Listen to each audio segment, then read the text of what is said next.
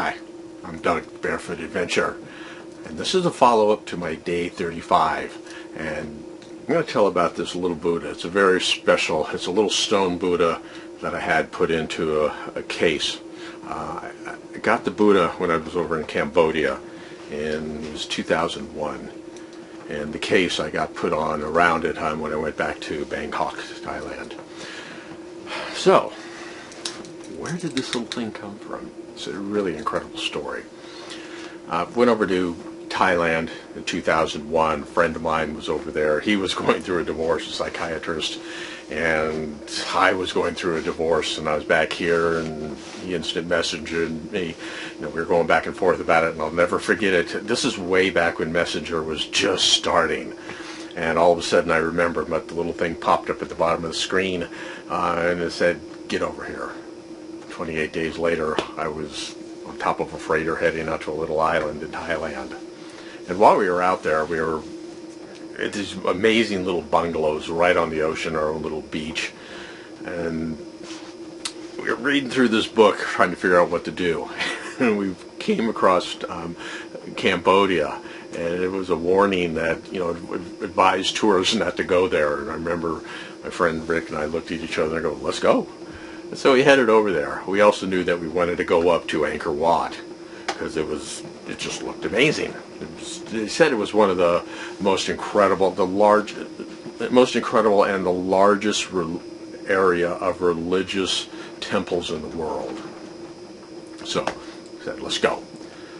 Went up there, had an amazing time. It was incredible. We actually hired this young local kid who had a little motorbike, and what he would do is he would get all of our motorbikes lined up for us and take us around. If we needed to go any place to eat, he'd show us where to go. He paid for his food and everything, and it was just amazing because he really showed us what life was like in that area, and then anything we needed, he would go and get it. And then in exchange, we paid him something for it, and we took him out to eat and helped him out any way we could. So it was amazing, and he took us and showed us some of these places around there. But it was on the final day when we went to actually the temple, Angkor Wat, which is the iconic one everyone goes to and sees. It's in all the pictures. My friend Rick and I, we went, and in the very center of this whole structure, and Angkor Wat is in the middle of this massive hundreds, thousands of acres of just hundreds and hundreds of temples in this jungle area, and they don't even know how many temples really are in there. They're still finding them.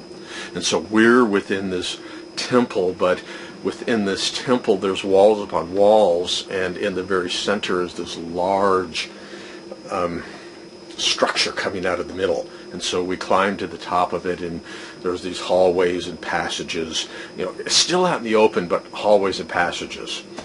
And Rick said he wanted to go off and meditate. He was over there doing a lot of that while he was there, and I was just starting to learn to meditate, so I went off somewhere else myself and was doing it.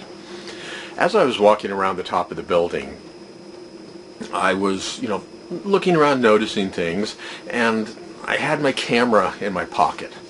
And as I was coming, all of a sudden I noticed this young monk. They wear these orange robes. He comes walking to me, and he, bows and stops in front of me, and he looks at me, and he reaches and he pats my pocket. And I knew exactly what he was thinking, because there's signs around that you're not supposed to take any stones or any objects like that, because you can see all over the place there's little pieces of rock that have fallen down. And you can take them, but if you're doing that, you're actually taking part of the temple. And so I, smiled at him and pulled out and showed him I had my camera. And he smiled. And as I started walking off, he grabs my shoulder, lightly, and he just motions me to come over. And we went over to this window, and he patted for me to sit. And so we sat, and then we swung our legs out, and we were dangling, 100 or so feet above the ground, but it was just open to the temple and the jungle. And it was just amazing. It was beautiful. And so I just sat there for a minute, and I was just, looking around, and I looked over at him, and he just gives me this look. And he just reaches over and boom, thumps me right in the forehead. And I just knew what it was about. And I just turned, I looked out the window, and I just took it in. I was just there. I gave gratitude. I gave thanks. You know, it was amazing. And I have no idea how long we sat there. But after a while, you know, we both kind of wrestled and we got up, and as we were walking away, he reaches down and he picks up a stone, and it was part of the building. And he says to me, he spoke English. It was actually the first English that he really spoke, because everything was just sign language and moving around. He said, go to this street, and he pulls a card. He didn't ask for any money, so he couldn't have been trying to scam me. I don't know. And he gives me this card and he says, go to this street. It's the last artisans, the real artisans left in this area.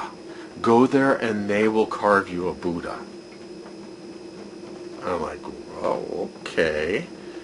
There's one thing you got to realize is when we went over there, you're walking around Cambodia and you notice something really strange. And what that is there's an entire generation missing.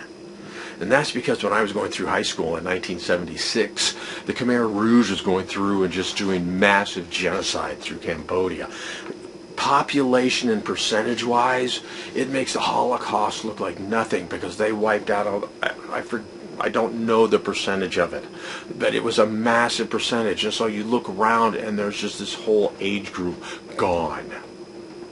And so, well, and what the Khmer Rouge was wiping out was teachers, artists, anyone of skills, of knowledge, musicians. So the street that we went to was the last, you know, of the artists of this generation. And so I went into this shop and I says, you know, can you make me a Buddha? And he looks at the stone and he takes out a little nail. It was if you know what a 16-penny nail is, it's the nails that they actually do for constructions of homes. You know, it's a nail about that big. And he just scratches on it and goes, I can make two. And I went, perfect.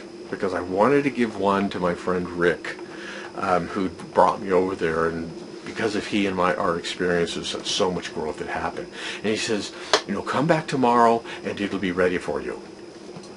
And so I go, okay. And he goes, here, I'm going to show you how we make these. And he goes back there, and here's a guy, and he hands the stone to him. And so the guy just takes a nail and a hammer and just starts beating away at the thing. And he was going to do that whole thing with a hammer and nail. And I says, well, how much for this? And he goes, well, both of them, $5. I says, each? And he goes, no, both. $5 for both. $5. You probably can't see the intricate detail. Yeah, there it goes.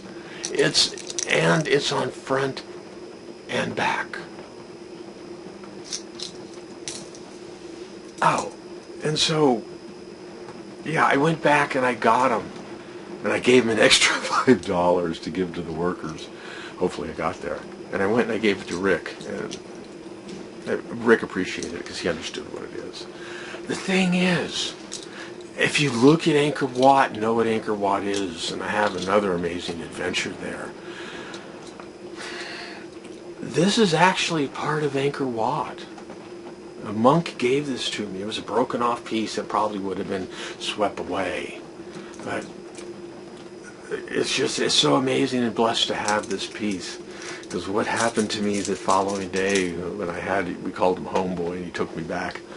Wow, that was an experience I'll never forget. But yeah, my Buddha.